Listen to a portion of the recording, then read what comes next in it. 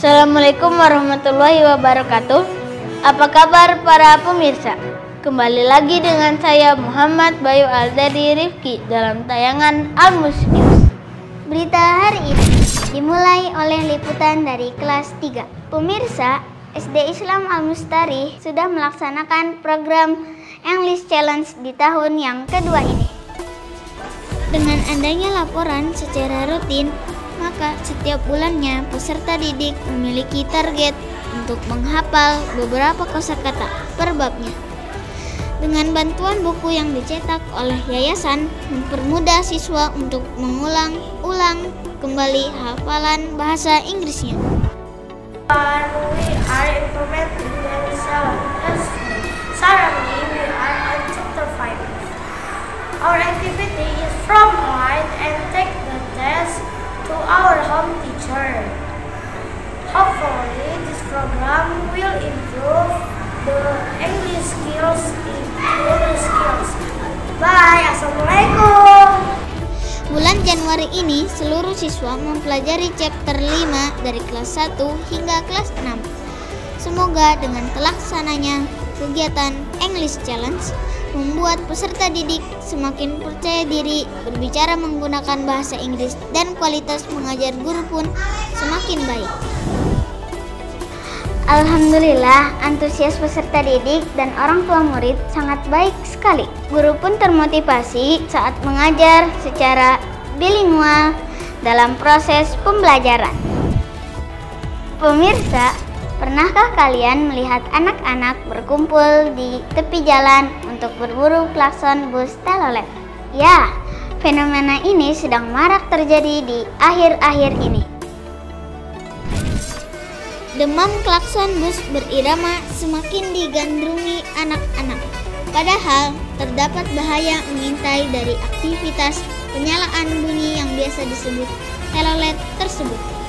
Meski menyenangkan, bagi sebagian orang, penggunaan klakson telolet pada bus dapat menimbulkan risiko kecelakaan lalu lintas di jalan.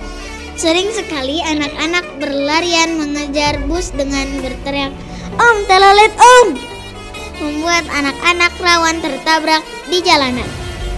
Bahkan, jika klakson tersebut dinyalakan melewati sekolah, tak jarang anak-anak keluar kelas, akhirnya membuat gaduh di kelas saat proses pembelajaran. Ditambah lagi dengan penggunaan lampu modifikasi juga bisa membahayakan pengguna jalan yang lain, karena membuat visibilitas mereka terganggu. Maka diperlukan penertiban peraturan mengenai modifikasi klakson dan lampu kendaraan guna meminimalkan kemungkinan terjadi kecelakaan lalu lintas. Istilah up to date memang harus berlaku di semua aspek kehidupan, termasuk dalam aspek pendidikan. Beda zaman, beda generasinya, maka harus beda pula cara menghadapinya. Pada tahun ajaran 2024 sampai 2025, para siswa yang mengenyam pendidikan di SD tergolong generasi alpha. Gaya belajar untuk generasi alpha itu sendiri dicirikan oleh pembelajaran visual interaktif dan berbasis teknologi. Mereka juga lebih suka belajar secara kolaboratif dan dengan cara yang memadukan keterampilan.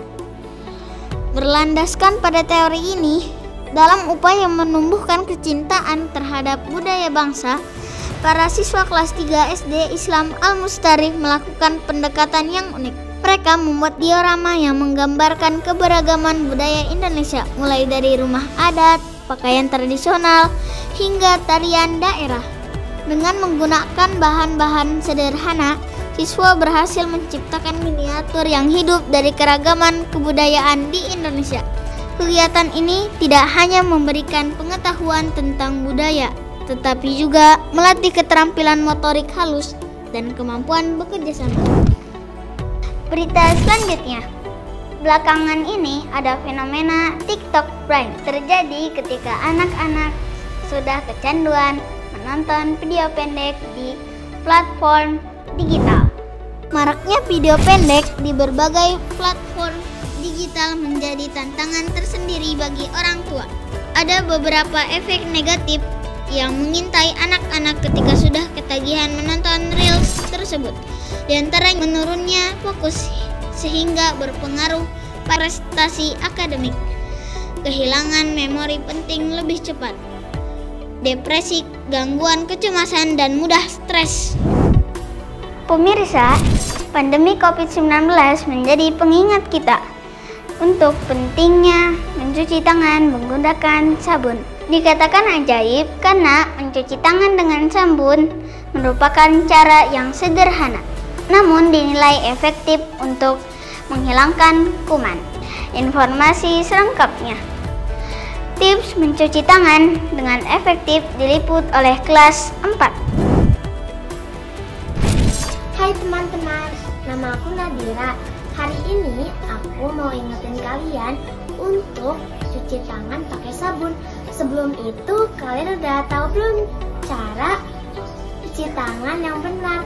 Sini aku tunjukin. Pertama, pastikan ada sarana cuci tangan pakai sabun berupa keran dengan air mengalir dan sabun cuci tangan. Selanjutnya, basahkan tangan dengan air mengalir. Lalu, pakai sabun secukupnya ya.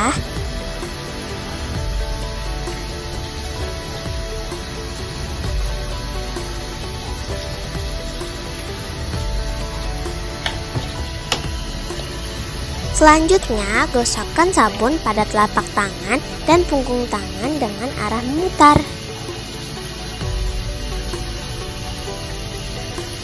Setelah itu, gosok sela-sela jari hingga bersih.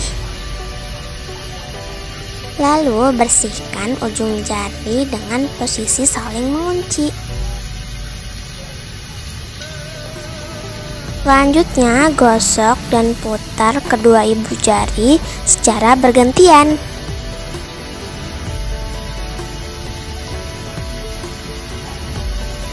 Dan yang terakhir, bilas hingga bersih.